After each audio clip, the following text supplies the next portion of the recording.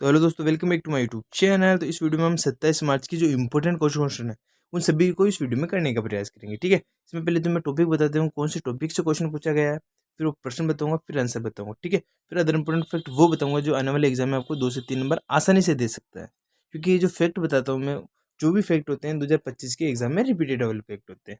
तो आपको कुछ भी नहीं करना, चैनल को सब्सक्राइब करना, वीडियो को लाइक करना, अपने दोस्तों तक शेयर करना, ताकि आपको 100% एनालिसिस तो मिल ही सके, अदर इंपॉर्टेंट फैक्ट वो भी मिल सके जो आने वाले एग्जाम में आपको 2 से 3 नंबर आसानी से दे सकता है।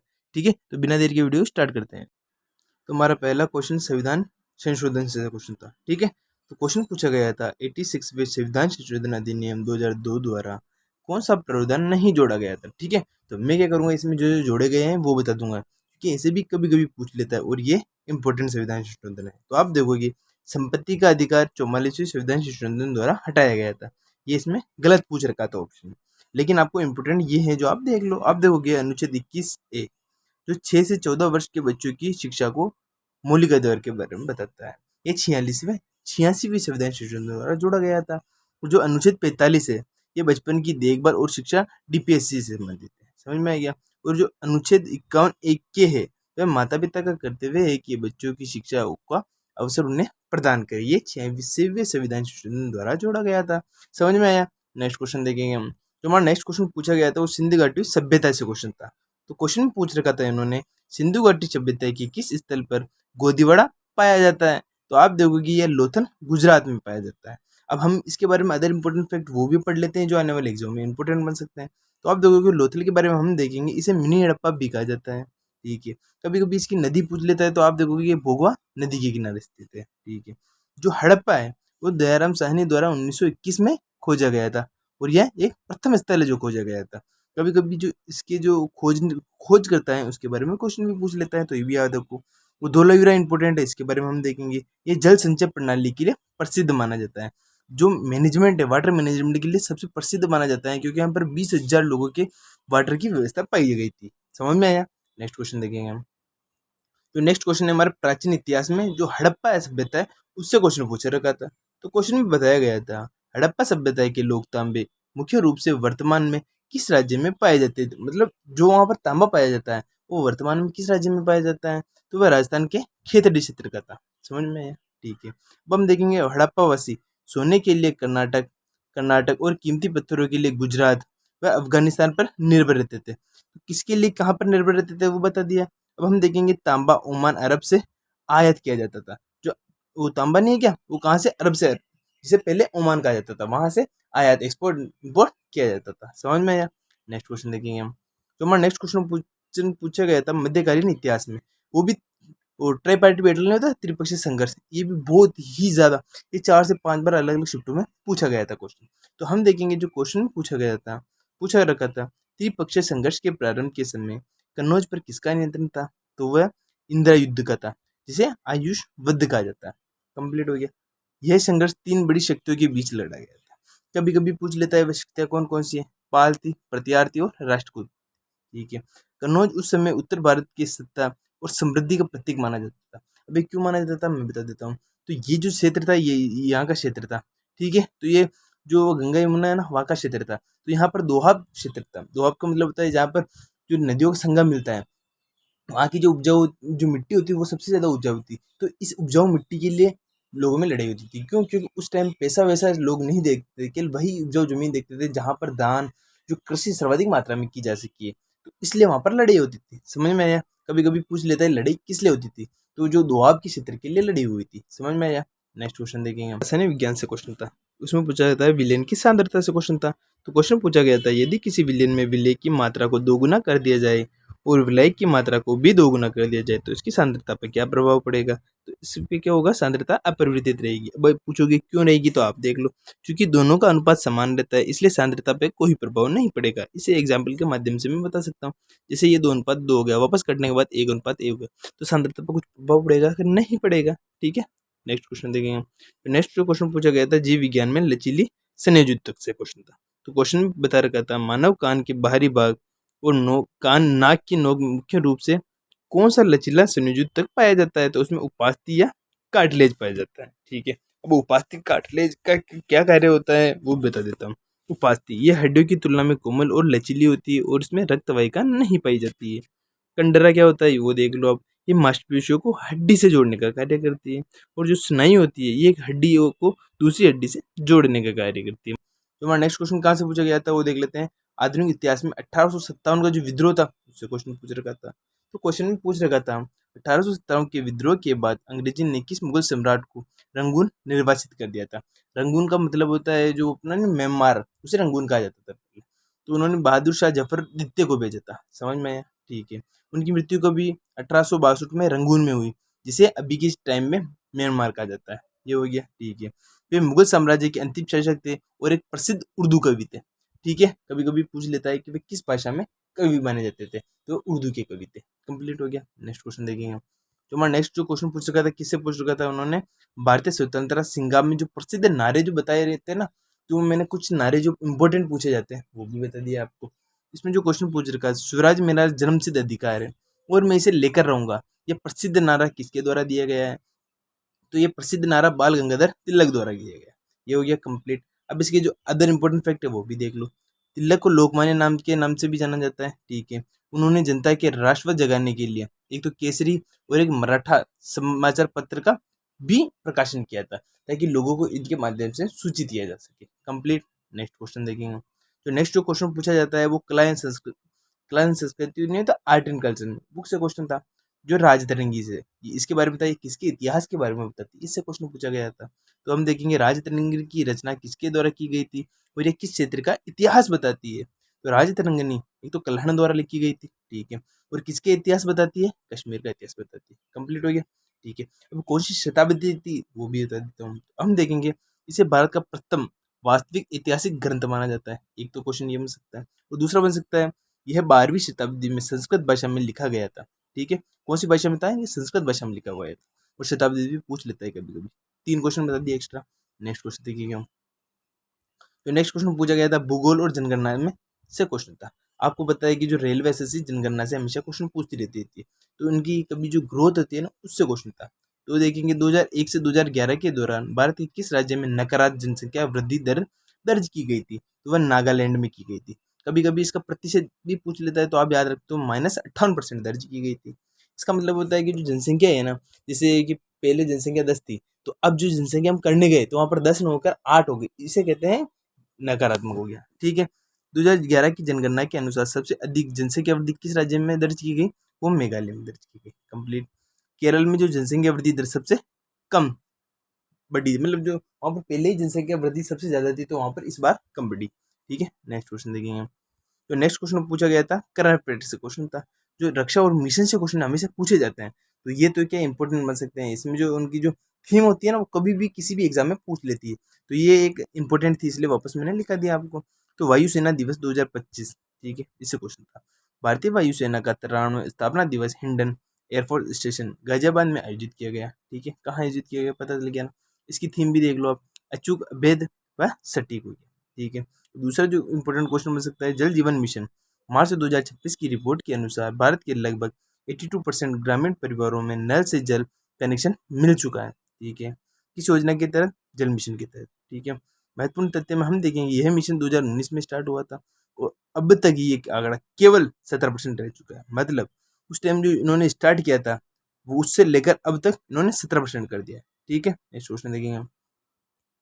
Next question number, Delhi NCT के लिए विशेष जो प्रावधान दिए गए हैं, जो उससे इंपोर्टेंट आर्टिकल बन सकता है वो पूछ रखा था, इन्होंने पूछ रखा था भारतीय संविधान का कौन सा अनुच्छेद दिल्ली एनसीटी का विशेष दर्जा प्रदान करता है। तो ये आर्टिकल 239 ए करता है। कंप्लीट हो गया। इसे 69वें संविधान संशोधन अधिनियम 1991 द्वारा जोड़ा गया था, ठीक है। इसके तहत दिल्ली की एक विधानसभा और एक मंत्री परिषद का जो प्रावधान दिया गया है कि वहां पर एक ये चीजें होगी। अनुच्छेद 239 मुख्य रूप से पांडुचेरी के प्रशासन से संबंधित माना जाता है, ठीक है। नेक्स्ट क्वेश्चन देखेंगे। नेक्स्ट क्वेश्चन पूछा गया था किससे, प्रस्तावना में, जो उन्होंने संविधान संशोधन कर रखा है, ये भी 4 से 5 बार अलग अलग एग्जाम में पूछ रखा था, तो मैंने इसमें बताने का प्रयास किया आपको। आप देखोगे कि संविधान संशोधन अधिनियम द्वारा समाजवादी, धर्मनिरपेक्ष और अखंडता शब्द को प्रस्तावना में जोड़ रखा था उन्होंने। तो ये 42वें संविधान संशोधन अधिनियम 1976 द्वारा जोड़ा गया था, ठीक है। और इसे किस नाम से जाना जाता है वो भी इंपॉर्टेंट बन सकता है। तो इसे लघु संविधान भी कहा जाता है क्योंकि इसके द्वारा संविधान में बहुत सारे बदलाव किए गए थे। ठीक है। सभी संविधान संशोधन द्वारा नागरिकों के लिए मौलिक कर्तव्य भाग 4 ए द्वारा जोड़ा गया था। समझ में आया? नेक्स्ट क्वेश्चन देखेंगे। जो हमारा नेक्स्ट क्वेश्चन पूछा गया था, भारत का सक्रिय जो ज्वालामुखी है वो कौन सा है, वो मैं बता देता हूँ। वो बेरन द्वीप है जो अंडमान निकोबार में स्थित है। उससे हर बार क्वेश्चन पूछ रखा था उन्होंने। तो भारत का एकमात्र सक्रिय ज्वालामुखी बेरन द्वीप किस केंद्र शासित प्रदेश में स्थित है? तो वह एक अंडमान निकोबार द्वीप समूह में स्थित है। ठीक है, ये हो गया। अभी अंडमान जो निकोबार उसमें भी कौन से द्वीप में है उससे भी कभी क्वेश्चन पूछ लेता है, तो आप डीप में नॉलेज रखो। तो ये दक्षिण एशिया का एकमात्र सक्रिय ज्वालामुखी कौन सा? दक्षिण है। ठीक है, ये हो गया। अंडमान निकोबार में ही नारकोंडम द्वीप भी है जो एक सुप्त ज्वालामुखी के लिए प्रसिद्ध है। मैंने क्या बताया अभी प्रचलन में है, मतलब जो ज्वालामुखी सक्रिय है वो बेरन द्वीप हो गई। ठीक है, अंडमान निकोबार की। लेकिन अंडमान निकोबार की एक ऐसी भी ज्वालामुखी है जो कभी सुस्त है, कभी चलती ही नहीं है, तो वो कौन सी है? नारकोंडम है। ठीक है, जो अगर सक्रिय का पूछ लेता है तो अगर बंद का पूछ लेता है, दोनों याद रख सकते हो। नेक्स्ट क्वेश्चन देखेंगे हम। तो नेक्स्ट क्वेश्चन पूछ रखा था उन्होंने राजा बिंबिसार का शासन से क्वेश्चन था। उन्होंने क्वेश्चन पूछ रखा था बौद्ध ग्रंथों के अनुसार राजा बिंबिसार के शासन काल में कितने गांव थे? बताओ। तो वो 80,000 गांव थे। फर्स्ट तो ये कंप्लीट हो गया। दूसरा देखेंगे, बिंबिसार हर्षवर्धन के संस्थापक थे। ठीक है, उन्होंने सैनिक के नाम से भी जाना जाता था, मतलब उनकी उपमा दी थी। वे महात्मा बुद्ध के समकालीन और उनके संरक्षण माने जाते हैं। समझ में आया? ठीक है, नेक्स्ट क्वेश्चन देखेंगे हम। जो हमारा नेक्स्ट क्वेश्चन कहाँ से पूछ रखा था, उन्होंने पूछ रखा था उदारवादी नेताओं की कार्यप्रणाली से क्वेश्चन था। क्वेश्चन में बता रखा था उन्होंने भारतीय राष्ट्रीय कांग्रेस के प्रथम चरण 1885 से 1905 के दौरान उदारवादी नेताओं के मुख्य रूप से किस पद्धति को अपनाया था उन्होंने? तो उन्होंने संवैधानिक आंदोलन और याचिकाओं को अपनाया था।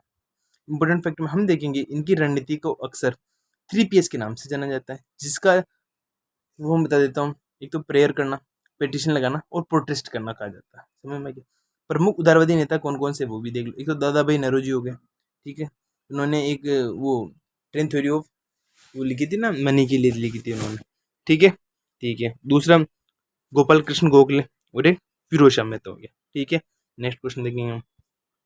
नेक्स्ट जो क्वेश्चन पूछा जाता है वो भूमध्य सागर जलवायु से भी अलग अलग टाइप से क्वेश्चन पूछ रखा है। मैं हर एक क्वेश्चन को टाइप लेने का प्रयास करता हूँ, सारे क्वेश्चन एक टाइप के नहीं बताता इस वीडियो में। समझ में आया? अमेरिका किस राज्य का मुख्य रूप से भूमध्य सागरीय जलवायु के लिए प्रसिद्ध माना जाता है?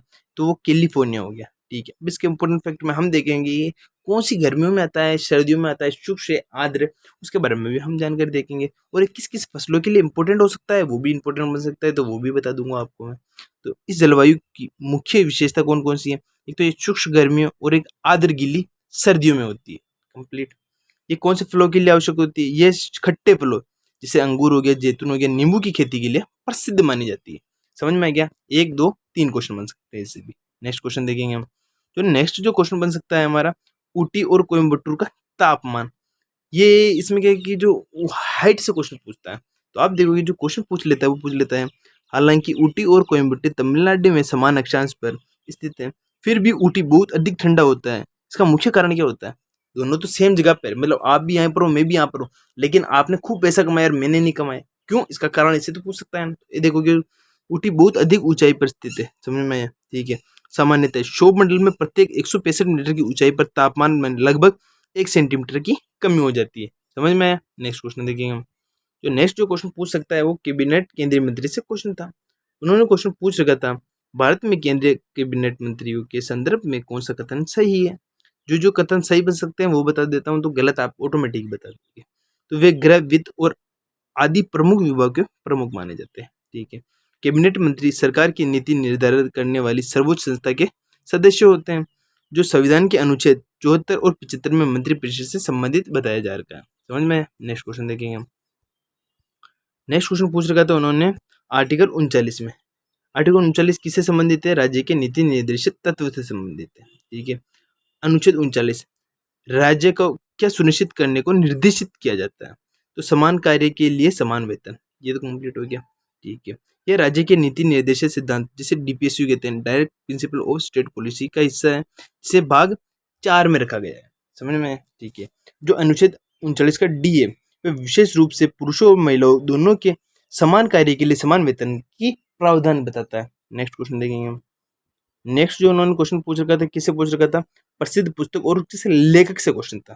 तो उन्होंने क्वेश्चन बता रखा था poverty and un-British rule in India किसके द्वारा लिखी गई है, तो ये दादा भाई नौरोजी द्वारा लिखी गई है। ठीक है, अब इन्होंने किस नाम से जाना जाता है, दादा भाई नौरोजी को great old man of India के नाम से जाना जाता है। इन्होंने इस पुस्तक में धन के निष्कासन का सिद्धांत बताया।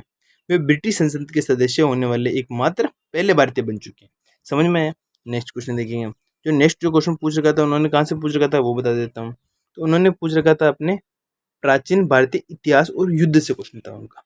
तो उन्होंने पूछ रखा था नर्मदा नदी के तट पर वर्धन वंश के सम्राट हर्षवर्धन को किसने हराया था, तो पुलकेशिन द्वितीय ने हराया था। ठीक है, अब पुलकेशिन द्वितीय चालुक्य वंश के सबसे प्रतापी राजा माने जाते थे। एक क्वेश्चन खत्म।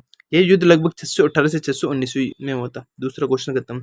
इस विजय का उल्लेख उनके दरबारी कवि रवि कीर्ति द्वारा लिखे गए एवल प्रशस्ति अभिलेख में मिलता है। इस जीत के बाद उन्होंने पुलकेशिन द्वितीय ने परमेश्वर की उपाधि धारण की थी। समझ में आया। नेक्स्ट क्वेश्चन देख लेते हैं। नेक्स्ट क्वेश्चन किससे पूछ रखा था, उन्होंने पूछ रखा था भारतीय संविधान में नागरिकता से संबंधित आर्टिकल कौन सा है, इससे भी क्वेश्चन पूछ लेता है।